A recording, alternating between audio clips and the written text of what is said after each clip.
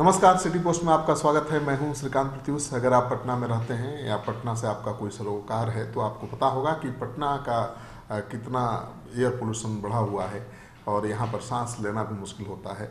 लेकिन 48 घंटे की बारिश ने एयर पोल्यूशन को काफ़ी कम कर दिया है और खबर ये है कि 320 से अब इंडेक्स 80 पर पहुँच गया है।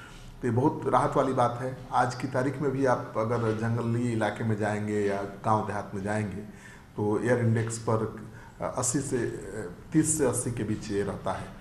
अब पटना का अगर 80 तक पहुंच गया है 320 से घटकर, तो ये राहत वाली बात है। यानी अब बच्चों को जिनको अस्थमा का प्रॉब्लम है उनको बहुत राहत मिलेगी। और आपको पता ही है कि बिहार में ठंड से मुश्किल बढ़ी हुई है, परेशान है लोग, लेकिन जो बारिश हुई है उससे प्रदूषण से मुक्ति मिली है, खासतौर पर एयर पोल्यूशन से। और जो खबर आ रही है कि बारिश के थमते ही फिर हवा जहरीली होने लगी है। यानी बारिश हुई तो हवा के क्वालिटी में सुधार हुआ और बारिश थमने के साथ ही फिर से हवा प्रदूषित भी होने लगी है और 80 से ऊपर उठ गया है इंडेक्स, अब 100 तक पहुंच गया है। अगर हम लोग कोशिश नहीं करेंगे पोल्यूशन को रोकने की अपने स्तर से तो 100 से फिर 450 तक पहुंच जाएगा। और पटना का ऐसे भी एयर पोल्यूशन का इंडेक्स है वो 300 से लेकर 450 के बीच में रहता है। यही हाल उत्तर प्रदेश के नोएडा शहर का भी है।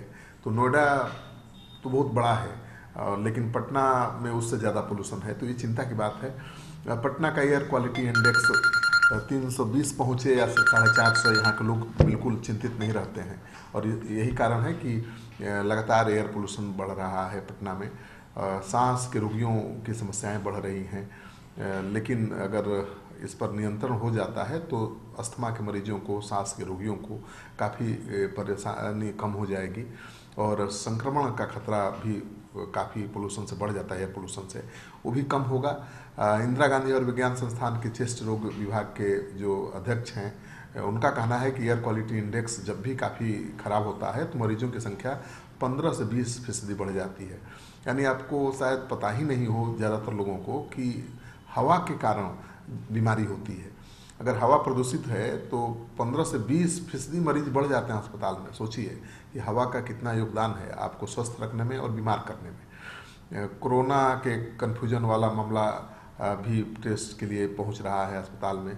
तो कहा जा रहा है कि जब एयर प्रदूषण बढ़ता है तो कोरोना संक्रमण के मामले भी बढ़ते हैं और बीमारी भी तेज़ी से बढ़ती है। तो पटना में अगर एयर पोल्यूशन घट गया है तो हमें, आपको, सबको कोशिश करनी चाहिए कि अब ऊपर न चढ़े और 100 के नीचे बना रहे, तो हम राहत की सांस ले पाएंगे।